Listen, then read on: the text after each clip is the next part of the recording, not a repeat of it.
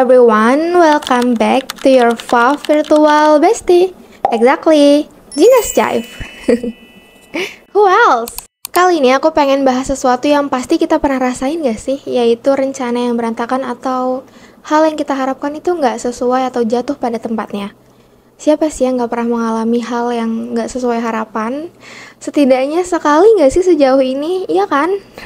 Tapi kali ini aku nggak berdasarkan sumber buku atau jurnal-jurnal yang aku baca, aku cuma ngambil dari beberapa quotes yang aku pikir ini tuh pas banget untuk topik ini. Yang akan aku kasih point of view aku dari setiap quotes yang akan aku baca atau yang aku temukan tadi, ini aku udah rangkum di buku kecil.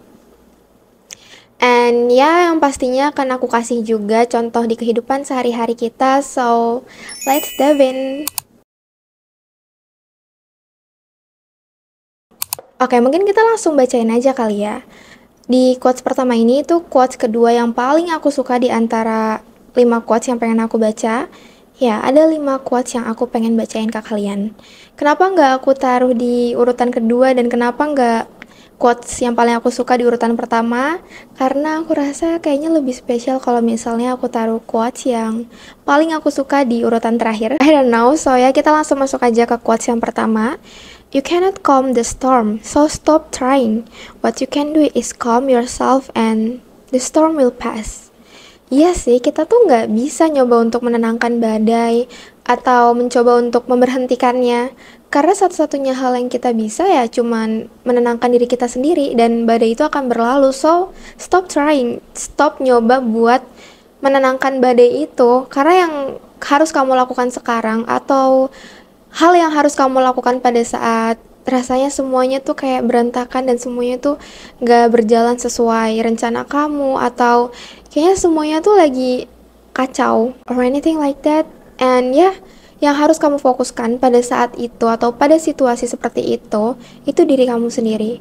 Jadi stop buat nyoba kalau misalnya kamu tuh bisa membenarkan atau menenangkan situasi yang lagi kamu alami pada saat itu, karena lagi-lagi tuh hanya buang waktu. Selain buang waktu kamu nggak bisa kamu menenangkan badai yang lagi kamu rasakan pada saat itu kecuali kamu menenangkan diri kamu sendiri dan badai itu akan berlalu juga. Kutipan ini tuh kayak ngajarin aku kalau nggak semua situasi tuh bisa kita kontrol dan nggak apa-apa. Kadang kita tuh terlalu fokus buat membenarkan atau menenangkan badai yang kita lagi lalui atau situasi kacau yang lagi kita rasakan sampai kita lupa, sampai kita nggak sadar kalau kita sendirilah yang harus kita tenangkan, diri kita sendirilah yang harus kita benarkan. Karena apa? Karena fokus kita pada hal yang nggak bisa kita kontrol. Padahal kita tahu kalau situasi-situasi seperti ini tuh di luar kemampuan kita. Terus apa yang bisa kita lakukan di situasi seperti ini? Tenangkan diri kita sendiri. Satu-satunya hal yang bisa kita tangani pada situasi seperti ini ya diri kita. Apalagi? Karena ya masalah seperti badai itu pasti akan berlalu pada waktunya. Terus apa yang bisa kita fokuskan? Diri kita sendiri.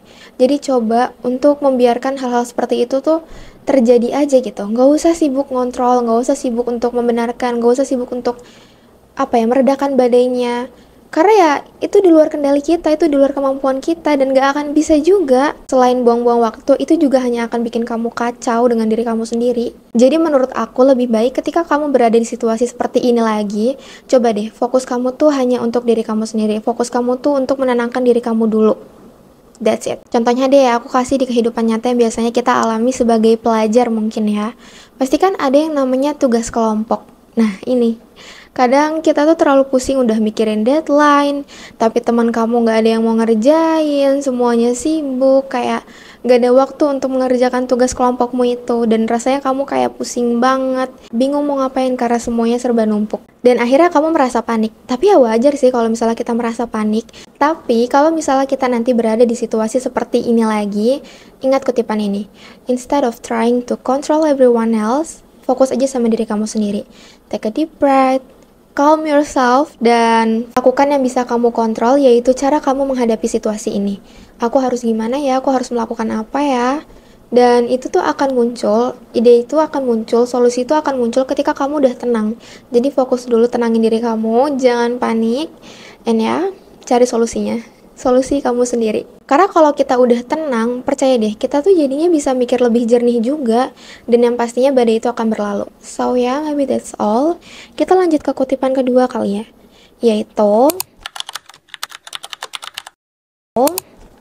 Life is what happened to us while we are making other plans. Atau bahasa Indonesianya itu hidup adalah apa yang terjadi pada kita saat kita sedang membuat rencana lain. Soalnya kadang sering banget momen-momen saat aku sibuk banget dengan rencana-rencana baru aku untuk kedepannya atau sedang sibuk membangun rencana itu, ada aja gitu kejadian di luar dugaan aku yang apa ya, yang itu tuh merubah semua rencana awal aku gitu. Dan aku sadar satu hal, kalau ternyata ketika ada sesuatu yang terjadi tidak sesuai rencana kita, itu tuh bukan berarti kita gagal, tapi lebih kepada bahwa hidup itu dinamis dan penuh kejutan aja. Jadi ya memang kadang ada sesuatu yang gak kita duga itu datang tiba-tiba di saat kita sedang merencanakan sesuatu yang besok aja tuh baru pengen kita mulai. Dan kenapa kutipan ini tuh jadi hal yang buat aku tertarik juga untuk bahas, karena ada satu momen 1 tahun lalu, lebih tepatnya, aku pengen buat YouTube. Dan aku buat. Karena kalau yang kalian tahu dan kalian suka nanya juga, Kak, kuliah? No, I'm not going to uni. Ya, I'm not going to universitas. Because there's some reason yang aku pikir juga aku nggak perlu ngasih tahu kalian, dan aku memutuskan untuk nggak pergi kuliah. Karena itu bukan satu hal yang aku pengen gitu untuk hidup aku. Tapi aku yakin pasti ada bantahan. Terus kamu ngelanjutin pendidikannya gimana? Gini, pendidikan itu maknanya luas dan artinya tuh luas sekali. Pendidikan itu apa sih? Ya kan? Dan menurut aku, pendidikan itu bukan satu-satunya hal yang bisa kita dapatkan hanya di universitas. So, ya, itu salah satu alasan aku untuk nggak pergi untuk kuliah. And back to topic. Dan di saat aku mulai YouTube aku 1 sampai 3 bulan gitu, aku sempat berhenti dan sempat berpikir kalau apa aku nggak usah lanjutin ya, atau kayaknya ini bukan yang aku mau deh, atau aduh ini aku mau gak sih sebenarnya. Karena pas itu ada satu kejadian yang buat aku mikir ulang keputusan aku ini untuk mulai YouTube. And ya aku sempat berhenti 4, 5, 6, 7, 8, mungkin 8 bulan aku berhenti untuk ngonten, aku berhenti untuk bikin YouTube aku. Pokoknya aku bener-bener off sosmed juga. Nggak yang off sosmed sih, aku nggak bisa dibilang gitu karena aku nggak pernah diaktif Instagram. Aku tetap posting story dan lain-lain. Maksud aku off sosmed itu kayak aku nggak bikin konten gitu. Dan di 8 bulan ini aku tuh selalu menyalahkan situasi pada saat itu. Sampai aku sadar kalau oh ternyata ada baiknya ya aku off kemarin, karena aku bisa explore lebih banyak hal, aku bisa baca lebih banyak buku yang nantinya akan aku share ke kalian. Soalnya aku sadar daripada aku fokus sama situasi saat itu, sama kejadian saat itu, mending aku fokus sama diri aku sendiri, sama apa yang pengen aku lakukan sekarang, yaitu bikin konten lagi, mulai konten lagi, dan akhirnya aku bisa mencapai 10.000 subscriber lebih sekarang, yang hampir 20.000. Aku memilih untuk melihat sisi positifnya dari off YouTube kemarin. So ya aku lanjut ini buat kalian. Dan ya dari kejadian itu juga aku bisa mulai konsisten lagi, karena banyak banget hal juga yang pengen aku sharing ke kalian setelah 8 bulan off YouTube itu. Dan sekali lagi aku pengen bilang ke kalian kalau kita bisa aja kecewa, tapi kadang hidup itu ngasih kita pelajaran yang lebih besar dari rencana kita sendiri. So ya tunggu aja momen bahagia itu datang. Siapa tahu ketika rencanamu itu tidak sesuai dengan apa yang kamu mau, kamu bisa menemukan passion kamu di waktu luang itu. Kamu bisa explore lebih banyak kayak aku tadi. Atau bahkan kamu malah bisa menemukan kesempatan yang lebih baik. So let things happen. Oke, kita masuk ke kutipan yang ketiga, yaitu let go of what you think life should be and embrace what it is. Lepaskan apa yang kamu pikirkan tentang bagaimana hidup seharusnya dan terimalah apa adanya. Ini tuh aku nggak tahu dari siapa, karena aku kayaknya nemu ini tuh di explore Instagram. So, kutipan ini tuh mengajarkan kita untuk melepaskan ekspektasi yang berlebihan tentang bagaimana hidup seharusnya. Coba deh lepaskan ekspektasi tentang hidup tuh harusnya berjalan seperti ini, berjalan seperti itu, dan coba untuk terima apa adanya ketika sesuatu itu terjadi. Karena ini juga buat kebaikan kamu sendiri. Kalau kamu terlalu banyak ekspektasi tentang bagaimana hidup seharusnya, kamu akan sering kecewa. Karena apa? Karena ya realitas seringkali nggak sesuai dengan harapan kita. Jadi menurut aku, daripada kita terus-terusan fokus sama hidup harusnya begini, hidup harusnya begitu, ini tuh harusnya berjalan seperti ini, harusnya berjalan seperti itu. Kenapa kita nggak belajar untuk menerima aja? Belajar menerima keadaan saat ini dan menemukan kebahagiaan di sini gitu. Karena ketika kita sudah lebih bisa menerima keadaan saat ini, minim banget buat kita tuh merasakan kecewa. Atau kalau misalnya orang Jawa bilang tuh legowo.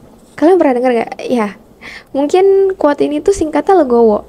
Karena dia kayak, ya udah jalanin aja, tapi nggak yang pasrah dengan hidup gitu loh. Kayak dia tetap berusaha untuk mencari yang terbaik untuk dirinya, mengusahakan yang terbaik juga untuk dirinya sendiri, tapi ya tetap menerima keadaan saat ini gitu loh. Nggak yang pasrah, beda sama pasrah. So, menurut aku daripada kita komplain tentang apa yang terjadi pada hidup kita saat ini, kayak harusnya nggak gini, harusnya nggak gitu. Mending kita fokus aja buat jalaninnya, buat menghadapinya, atau mencari solusi yang terbaik gitu. Atau bahkan kalau bisa, kita tuh membuat situasi saat ini, situasi yang tidak kita inginkan itu, jadi hal terbaik dalam hidup kita. Bisa kan? Ya, bisa. Nah, ini tuh masih nyambung sama quotes keempat yang pengen aku bacain, yaitu sometimes when things are falling apart, they may actually be falling into place. Iya, bener. Oke, kadang ketika segalanya tuh sedang berantakan gitu, atau sesuatu itu tuh tidak jatuh pada tempat yang kita inginkan, tapi sebenarnya tuh mereka sedang jatuh pada tempat yang tepat tau. Ngerti gak sih? Kayak kita pikir kalau sesuatu itu tuh nggak jatuh pada tempat yang seharusnya, yang padahal itu tuh jatuh pada tempat yang sangat tepat. Ngerti nggak? Karena mungkin memang belum waktunya aja buat kita tuh melihat kalau ternyata sesuatu yang jatuh itu tuh jatuh pada tempat yang tepat. Mungkin iya, kita nggak bisa melihat hasilnya sekarang, tapi percaya deh. Percaya kalau setiap kekacauan yang kita alami itu pasti membawa kita ke jalan yang lebih baik. Aku tuh punya satu quote favorit, atau kutipan favorit dari Sana atau Rintik Seduh. Halo Kak Sana. Dan aku nemuin ini tuh waktu SMA, jadi aku nggak tahu persis kalimatnya bagaimana. Cuman intinya begini, ketika batu itu dihancurkan, dia nggak benar-benar hancur, dia hanya ingin dipahat jadi bentuk yang lebih baik lagi dan lebih kokoh lagi. Maaf Kak Sana kalau kalimatnya jauh sekali dari kalimat aslinya atau kutipan aslinya, tapi intinya seperti itu. Itu pesan yang ingin disampaikan Kak Sana sama kita. Dan itu cara semesta bekerja ke kita. Kalau misalnya kita merasa kita sedang dihancurkan sekali saat ini, percaya aja kalau bentuk kehancuranmu saat ini atau bentuk dirimu yang sangat berantakan atau sangat rapuh, percaya kalau ini tuh hanya proses agar kita tuh jadi lebih baik lagi nanti ke depannya. Agar kita tuh tumbuh dengan versi terbaik kita atau kita muncul jadi versi terbaik dari diri kita sendiri. So, aku selalu percaya ketika aku sedang mengalami fase-fase dimana kayak, aduh kok kayak gini sih, aduh kok semesta kayaknya lagi gak ada di pihak aku. Pokoknya dari kutipan itu, aku tuh selalu percaya kalau situasi seberat apapun, itu tujuannya pasti baik buat aku. Tujuannya pasti pengen aku tuh jadi lebih baik lagi nanti ke depannya. So dari situ mungkin aku merasa kayak kalau misalnya ada sesuatu yang tidak sesuai, aku cuma mikir mungkin ini akan diganti dengan yang lebih baik dari rencana yang aku buat sendiri. So ya itu buat hidup aku jadi lebih tenang. Dan mungkin kalian juga bisa menerapkannya di hidup kalian, karena buat aku sendiri ini sangat membantu. Oke, singkat cerita, aku tuh tipe yang sangat terbuka sama keluarga aku sendiri, terutama sama mama, tante, ya, dua orang itu. Aku selalu cerita apapun ke mereka. Dan sebagai remaja wanita, pasti pernah kan kita jatuh cinta dan akhirnya dekat sama laki-laki, iya kan? Nah, aku tuh sering ketika aku ngenalin cowok dan mama tuh bilang nggak usah sama yang ini, atau tante bilang yang ini tuh bukan buat kamu gitu, it's not the one. Tapi aku batu, aku nggak dengerin kata mereka kayak enggak kok, he's the one I'm looking for, atau dia tuh emang kayak gini di awal mungkin, padahal dia aslinya baik kok. Percaya deh, ketika orang tua kamu udah bilang enggak atau bilang nggak usah, ikutin aja kata mereka. Karena aku tuh sering banget ya menghadapi situasi kayak ketika mama aku udah bilang kayak gitu atau tante aku udah bilang kayak gitu, pasti aku nemuin satu hal atau banyak hal dari dia yang kayaknya buat aku mikir ulang, oh nggak bisa nih aku sama dia, bener kata mama atau bener kata tante. Karena sekali lagi, kalau misalnya ada sesuatu yang nggak sesuai sama kita, coba deh kita lihat dulu situasinya. Kita jangan langsung tolak mentah-mentah rencana baru yang tiba-tiba datang itu. Karena ya sekali lagi, ini tuh nggak satu kali dua kali masalahnya kejadiannya. Kayak soalnya ketika Mbah Putri aku bilang juga kalau no jangan sama dia gitu, aku tuh langsung ditunjukin besoknya hal yang aku pikir aku nggak bisa deh sama dia, benar gitu. Aku nggak tahu sih ya ini tuh masih nyambung sama kutipan yang aku bacain ini atau enggak, tapi aku tuh ngambil satu poinnya di sini kalau nggak apa-apa banget buat kita tuh menerima masukan atau rencana baru, karena bisa jadi itu rencana yang paling bagus atau masukan yang paling bagus yang kita dapetin gitu. So mungkin poinnya di sini juga jangan membantah kata orang tua kali ya, karena lagi-lagi firasat, insting, atau ya perasaan orang tua itu kuat banget. So, buat kamu yang sekarang juga lagi batu kayak aku dulu, kayak enggak, aku maunya sama dia aja. Stop. Stop kalau misalnya orang tua kamu udah bilang enggak, udah bilang no, stop. Tapi di sini orang tua aku atau tante atau mbah juga bilang enggak karena ya mereka tahu gitu, mereka udah kenal sama orangnya. Enggak yang cuma sekedar tahu doang, tapi mereka kenal. So, kalau misalnya orang tua kamu udah kenal sama pasangan kamu dan bilang jangan sama dia, turutin aja. Karena buat aku sih, aku bakal turutin aja karena aku nggak mau aku harus menemukan hal-hal yang aku nggak suka lagi sendirian gitu. Kayak oh ya udah. Oke, kita masuk ke kutipan yang paling aku suka, yaitu the art of life is not controlling what happens to us, but using what happens to us. Jadi gini, kutipan ini tuh kayak ngajarin kita kalau misalnya seni dalam hidup itu bukan mengontrol apa yang terjadi pada kita, tapi lebih ke bagaimana kita merespon pada apa yang terjadi. Jadi buat aku sendiri, kenapa aku suka banget kutipan ini? Karena ya tadi, ada banyak banget atau akan ada banyak hal di luar dugaan kita, di luar rencana yang akan terjadi sama kita, dan kita nggak bisa ngontrol itu. Jadi respon kita itu penting banget terhadap sesuatu yang terjadi sama kita. Karena bayangin aja deh, kalau misalnya ada sesuatu yang terjadi sama kita dan kita nggak bisa merespon itu dengan baik, apa jadinya? Jadinya hancur mungkin, kitanya kayak benar-benar rapuh dan nggak tahu harus mau ngapain lagi.